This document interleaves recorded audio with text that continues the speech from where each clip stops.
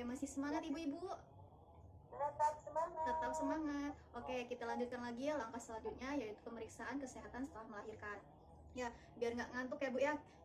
Karena waktunya sudah cukup lama, mari kita tepuk semangat dulu ya Bu ya. Coba Bu, yuk. Tepuk semangat. Semangat. Oke. Tadi sudah dibahas ya Bu ya sama kelompok sehat dan tinggi. Nah, sekarang giliran kelompok cerdas. Mana coba tadi yang kebagian kelompok cerdas Bu? Tadi ada nomor urut 21 sampai 30 ya.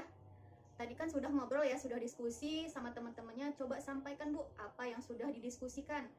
Silahkan Bu untuk kelompok cerdas. Pertanyaan tadi coba apa Bu? Tentang di mana melahirkan. Ibu-ibu di mana Bu biasanya? Di sini sudah ada yang pernah melahirkan belum Bu? Belum, ada yang sudah? Ya, Bu Alpa? Bu Agung udah, Bu Agung. Bu Agung di mana Bu? Bu Agung sudah melahirkan. Bu Agung sudah melahirkan anak ketiga. Anak ketiga ya. Melahirkannya di mana Bu? Dukun ya? Di Dukun ya? Oh iya, di puskesmas. Oke. Terus apa lagi tadi Bu yang di pertanyaannya? Apa yang dibutuhkan setelah melahirkan? Coba tadi kelompok cerdas.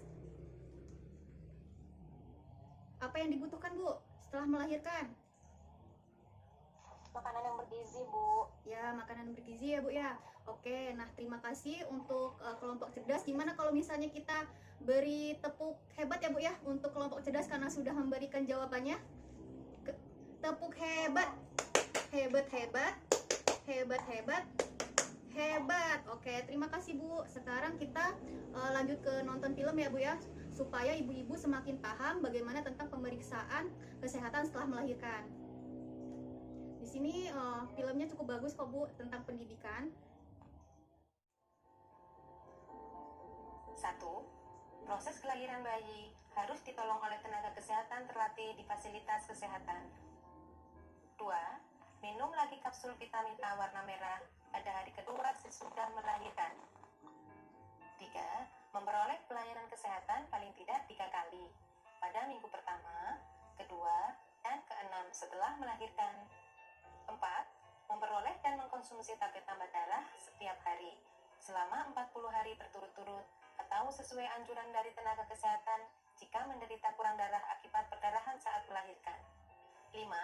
Memperoleh konseling perorangan atau kelompok tentang kesehatan khususnya perawatan bayi baru lahir, menyusui eksklusif, dan pemberian MPASI dimulai dari bayi usia 6 bulan. 6. Menggunakan alat kontrasepsi sesuai anjuran petugas kesehatan untuk mencegah kehamilan sampai bayi berusia minimal 2 tahun.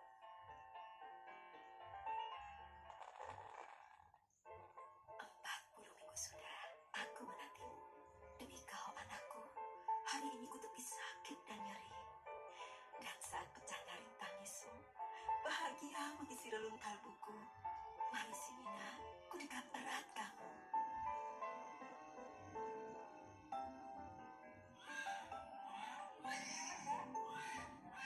Ketika dilahirkan, bayi memiliki naluri untuk mencari sumber kehidupannya. Yang dibutuhkan hanyalah sentuhan kulit antara bayi dan ibunya dalam 1 jam setelah kelahirannya.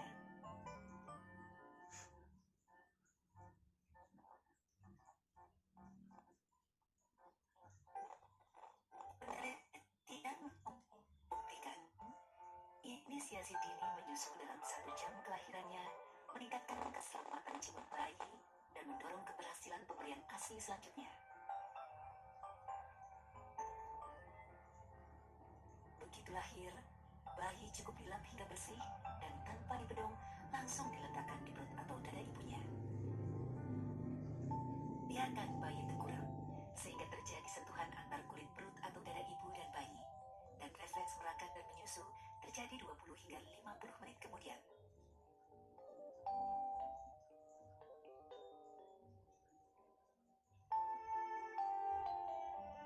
Sentuhan kulit ibu dan bayi akan menjaga suhu tubuh bayi dan menghangatinya saat berusaha mencari puting susu ibu.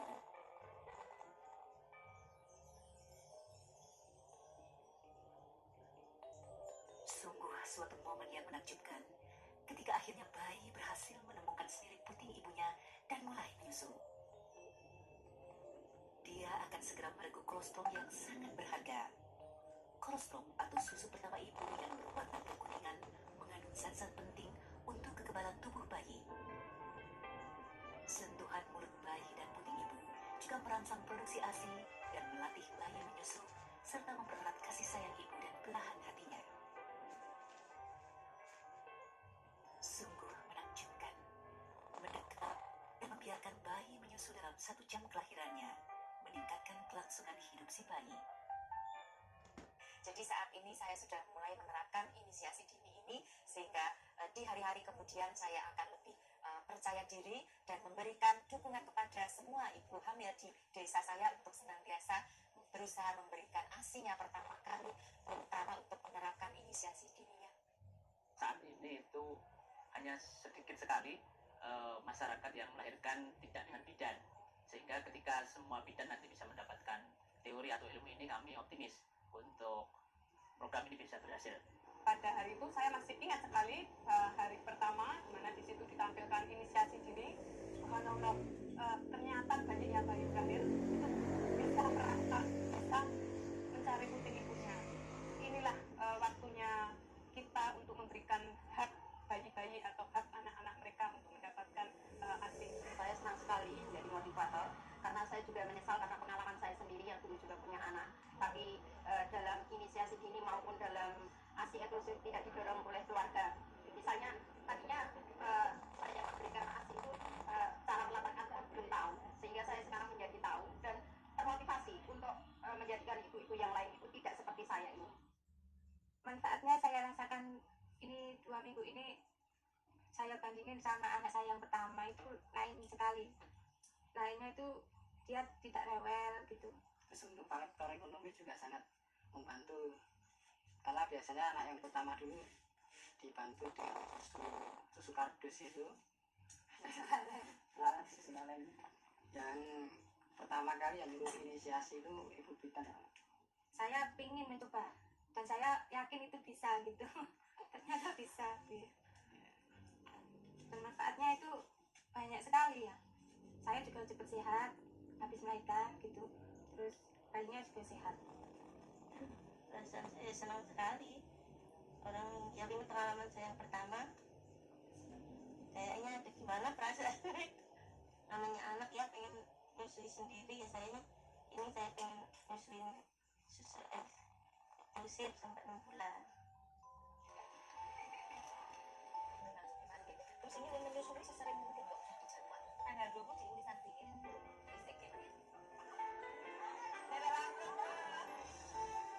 Siapapun dia, dimanapun dia, sejak dia dilahirkan berhak memperoleh inisiasi dini untuk tahap kehidupan selanjutnya. Ya ibu-ibu, tadi udah nonton ya filmnya, kira-kira apa yang ada di film tadi Bu? Dimana ibu harus melahirkan Bu, kira-kira tadi yang di film tadi Bu? Iya ibu di puskesmas Bu ya. Terus apakah setelah melahirkan ibu hamil harus memeriksakan kesehatannya nggak Bu? Harus nggak Bu? Harus. Berapa kali Bu? Minimal 3 kali. Iya betul, 3 kali ya. Jadi orang yang melahirkan itu harus di pelayanan kesehatan agar ditolong oleh tenaga kesehatan ataupun tenaga medis yang ahli dan terlatih. Misalnya nih ditolong oleh dokter ataupun bidan-bidan yang terdekat ya Bu ya. Nah, kenapa harus ditolong oleh tenaga kesehatan? Karena jika terjadi masalah dalam persalinan bisa segera ditangani dan cepat teratasi. Nah sekarang pun diwajibkan harus ke pelayanan kesehatan ya Bu ya. Hal ini tadi sudah disampaikan di langkah selanjutnya juga bertujuan untuk mendukung pemerintah atau membantu pemerintah menurunkan angka kematian ibu dan bayi. Nah jadi jangan kedukun ya Bu ya. Tadi kan sudah ini ya Bu ya. Ya sudah dijelaskan juga. Nah, selanjutnya kita akan mengetahui apa saja sih tanda bahaya pada persalinan. Nah, di sini ada di buku pintar halaman 15 ya Bu ya. Nah, di situ ini ya Bu ya ada tanda-tanda bahaya pada persalinan. Nah, untuk yang pertama nih, kalau misalnya tali pusar atau tangan bayi keluar dari jalan lahir, yang kedua terus air ketuban keruh dan berbau, yang ketiga perdarahan lewat jalan lahir, ibu gelisah mengalami kesakitan yang hebat, dan selanjutnya ibu tidak kuat mengejan dan ibu mengalami kejang. Nah, itu ibu sudah tahu ya, tadi sudah membacanya tanda-tandanya. Itulah sebabnya kenapa kita harus ditolong oleh tenaga kesehatan kalau melahirkan. dan harus segera ditangani karena kalau misalnya sudah ada tanda-tanda seperti itu ya Bu ya. Nah, coba Ibu sekarang kita di sini ada flipchart 1.6 ya Ibu ya, pemeriksaan kesehatan setelah melahirkan. Nah, yang pertama itu perawatan kesehatan ibu nipas oleh bidan ataupun dokter dilaksanakan minimal 3 kali. Nah, untuk yang pertama Bu, 6 jam sampai 3 hari setelah melahirkan, dan yang kedua hari keempat sampai 28 hari. Jadi nih antara waktu itu 4 sampai 28 hari itu ya ibu-ibu periksa Bu kedua setelah melahirkan. Nah, untuk yang ketiga hari ke-29 sampai 40 hari. Jadi setelah melahirkan tetap periksa ya Bu ya. Paham Ibu? Iya. Pemeriksaan ini ya bertujuan untuk menjamin ibu-ibu ini benar-benar sehat dan tidak terjadi masalah kesehatan yang serius. Nah, selanjutnya di sini ada pelayanan kesehatan ibu nipas yang ada di buku pintar halaman 21 ya Bu. Coba Ibu dibuka buku pintarnya Bu.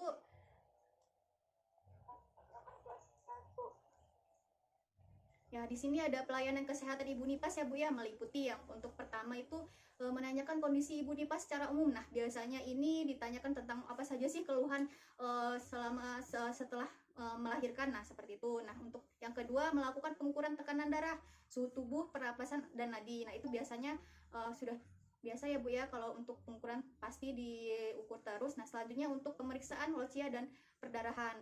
Nah, selanjutnya pemeriksaan jala lahir apakah terdapat tanda-tanda infeksi. Misal nih, tanda-tanda infeksinya kalau kita lihat biasanya ada timbul rasa panas ataupun ada biasanya ada nanah gitu ya Bu ya. Nah, selanjutnya mendapatkan pelayanan konseling. Biasanya itu ibu-ibu mendapatkan pelayanan misalnya tentang IMD ataupun tentang ASI. Nah, selanjutnya kita juga akan mengetahui nih Bu tanda bahaya nipas. Nah, di sini ada di buku pintar halaman 16. Nah, di sini ada yang pertama itu perdarahan lewat jalan lahir. Nah, yang kedua itu tanda-tandanya ada keluar cairan berbau dari jalan lahir, dan ketika mengalami demam nih Bu lebih dari 2 hari.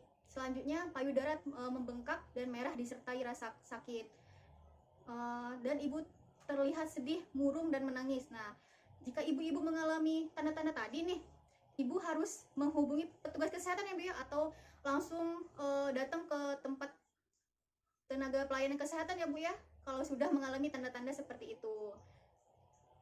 Nah, selanjutnya kita akan flipchart 1.7 Bu. Di sini ada gizi bagi anak baru lahir dan menyusui ya Bu ya. Yang pertama, segera melakukan inisiasi menyusui dini. Ibu tahu nggak sih dari IMD itu maksudnya gimana Bu? Tadi kan sudah nonton filmnya nih, ada yang memperhatikan tidak? IMD itu seperti apa? Iya, inisiasi menyusui dini. Itu dengan cara gimana Bu caranya Bu? Membiarkan si bayi. Iya.